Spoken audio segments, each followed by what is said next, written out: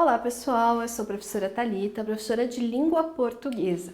E hoje então nós vamos continuar a falar da terceira geração do modernismo, que também é conhecida, como a geração de 45.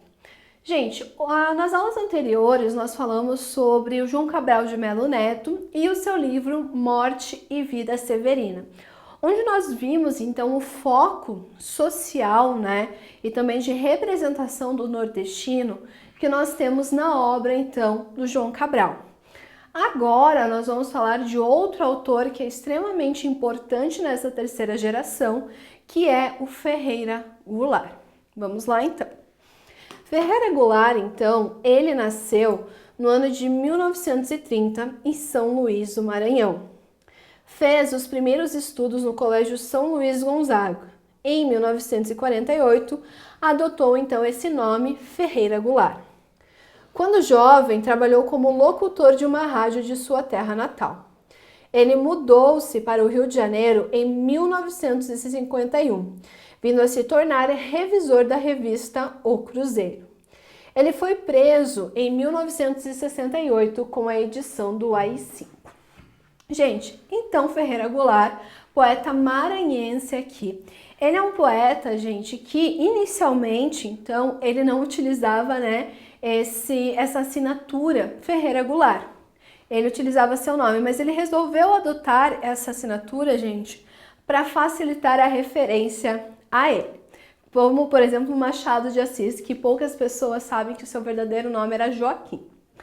Aí, gente, quando jovem, ele chegou a trabalhar, então, numa rádio como locutor.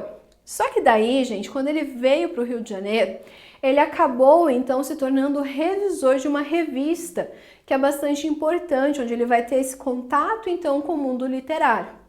Porém, gente, quando, na época da ditadura militar, nós tivemos a edição do AI-5, ele acaba sendo preso, então.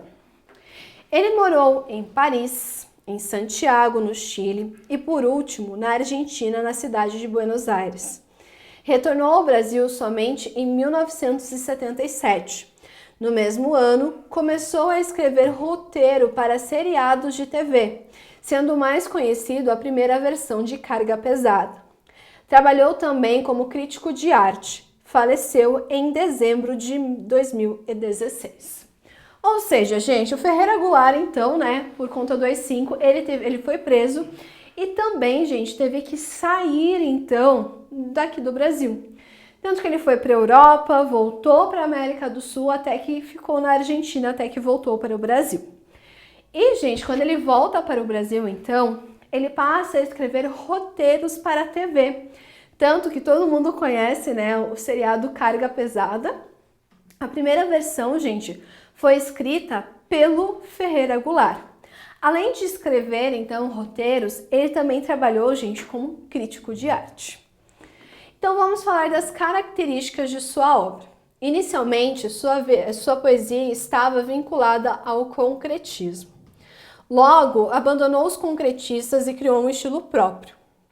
Sua poesia é marcada por traços próprios da oralidade e pela identificação com as causas sociais e com o cotidiano. Mostra em sua obra a realidade social. Então, gente, a poesia concreta, para quem não lembra, são aquelas poesias onde eu faço desenhos a partir de palavras.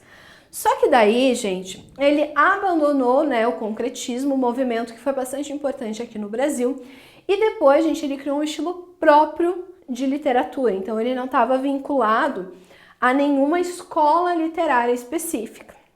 E, gente, nós podemos perceber, então, na obra do Ferreira Goulart, essa ligação dele com a questão da oralidade e também com o cotidiano e com as causas sociais. Então, ele também, assim como João Cabral, ele vai estar ligado a essas causas sociais. Justamente, gente, mostrar, então, essa realidade social. Bom, aqui nós temos, então, um poema para vocês entenderem como é a poesia do Ferreira Goulart. Nós temos agosto de 1964. Entre lojas de flores e de sapatos, bares, mercados, boutiques, viajo num ônibus estrada de ferro Leblon. Volto do trabalho, à noite, em meio, fadigado de mentiras. O ônibus sacoleja. Adeus, Ribão. Relógios de lilazes, concretismo, neoconcretismo, ficção das juventudes. Adeus. Que a vida, eu a compro à vista aos donos do mundo. Ao peso dos impostos o verso sufoca. A poesia agora responde a inquérito policial militar.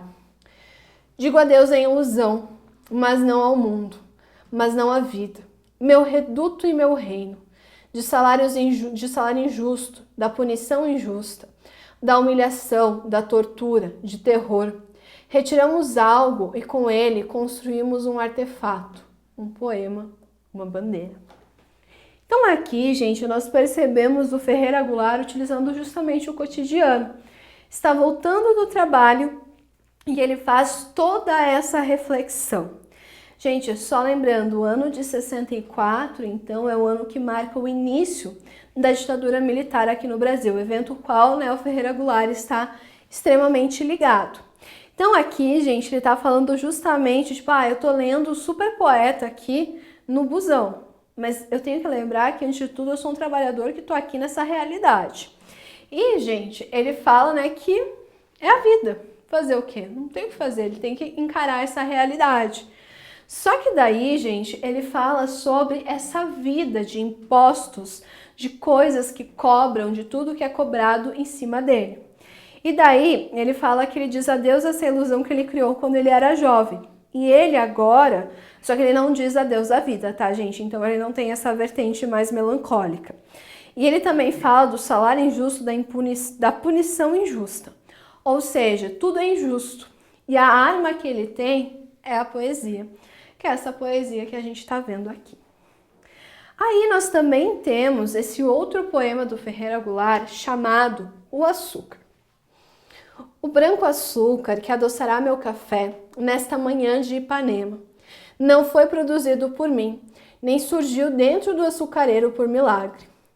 Vejo-o puro e afável ao paladar, como o beijo da moça, água na pele, flor que se dissolve na boca, mas este açúcar não foi feito por mim. Este açúcar veio da mercearia da esquina e tampouco fez o Oliveira, dono da mercearia.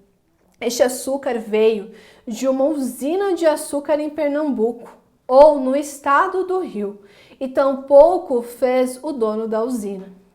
Este açúcar era cana e veio dos canaviais extensos, e não nascem por acaso no regaço do vale. Em lugares distantes não há hospital nem escola. Homens que não sabem ler e morrem de fome aos 27 anos. Plantaram e colheram a cana, que viraria o açúcar. Em usinas escuras, homens de vida amarga e dura produzem este açúcar branco e puro, com o que adoça o meu café esta manhã em Ipanema.